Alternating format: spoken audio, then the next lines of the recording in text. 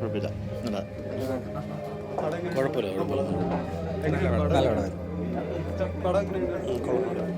Super പടം നല്ല test.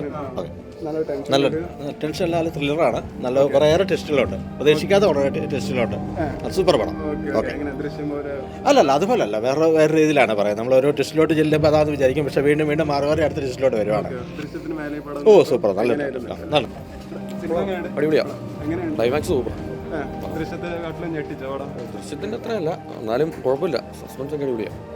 ഒരു സസ്പെൻസ് ത്രില്ലർ മൂവി. അവനെ ഉറപ്പായിട്ടും രണ്ടുപേരും നല്ല ക്യാരക്ടറായി. അങ്ങനെ ചോദിച്ചിട്ടുണ്ടെങ്കിൽ നമുക്ക് ജിത്തു ജോസഫ് ഫിലിം അത് ഇതിനകത്ത് എന്നാലും നഷ്ടം വരത്തില്ല. നല്ലോണം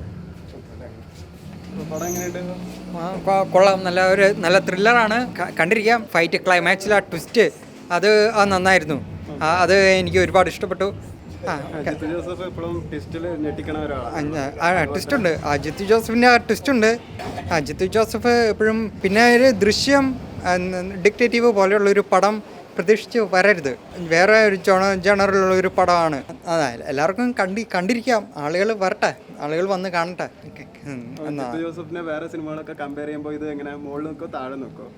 ജിത്തു ജോസഫിൻ്റെ സിനിമകൾ കമ്പയർ ചെയ്യുമ്പോഴത്തേനും ആ ഒരു സെയിം പാറ്റേൺ തന്നെയാണ്. ഇൻ്റർവെൽ വരെ നമ്മൾ ഇങ്ങനെ എന്തൊക്കെയോ സംഭവിക്കുന്നു നമുക്ക് തോന്നും. ഇൻ്റർവെൽ കഴിയുമ്പോഴത്തേക്കും സെക്കൻഡ് ഹാഫ് തൊട്ടാണ് നമ്മളെ പിടിച്ചിരുത്തുന്ന കുറച്ച് കാര്യങ്ങളൊക്കെ അതിനകത്തുണ്ടാവും. അത്